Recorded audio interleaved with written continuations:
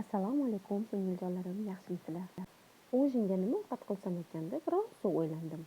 Xolodilnigimni ochib qarasam, tovuq go'shtim bor ekan. Kela qolmasam bir mazali ovqat qila qolaman dedim. Olib uni kartoshka va piyozlarimni olib, chiroyli qilib artib, to'rtburchak qilib kartoshkani to'g'rab oldim. Ketidan tovuq go'shti, piyozlarimni ham to'g'rab olib, birin-ketin kartoshkalarimni qozonga solib, qip-qizil qilib qizartirib pishirishni boshladim. Kartoshkalarimni hammasidan birinchi qovurib olaman, chunki qizarib, qip-qizil ezilmasdan chiroyli bo'lib pishishi uchun. Ketidan tovuq go'shtlarimni solib, qizartirib qovurib oldim-da, keyin piyozimni solib qovurib oldim. Keyin bakanlarim turgan bakanlarimni ham chiroyli qilib joylariga ilib qo'ydim.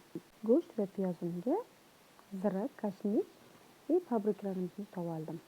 Sizlar ham menga o'xshab ovqatinglarga ko'p pripravka solishni yaxshi ko'rasizlarmi? Shunaqa yaxshi ko'raman, o'shaning uchun ayamasdan chiroyli qilib solaman. Ovqatim shunaqa mazali bo'lib chiqadi. Degan odam yana siz bering deydigan bo'ladi.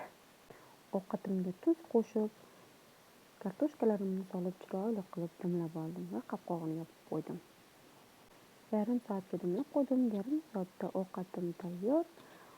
Orada dimlab qo'yib, mana shu idish-tovoqlarimni ovqat qilgandan keyin hamma yog'ini yoyiladi. Idish-tovoqlarimni yuvishga kirishib ketdim va chiroyli qilib yuvib oldim.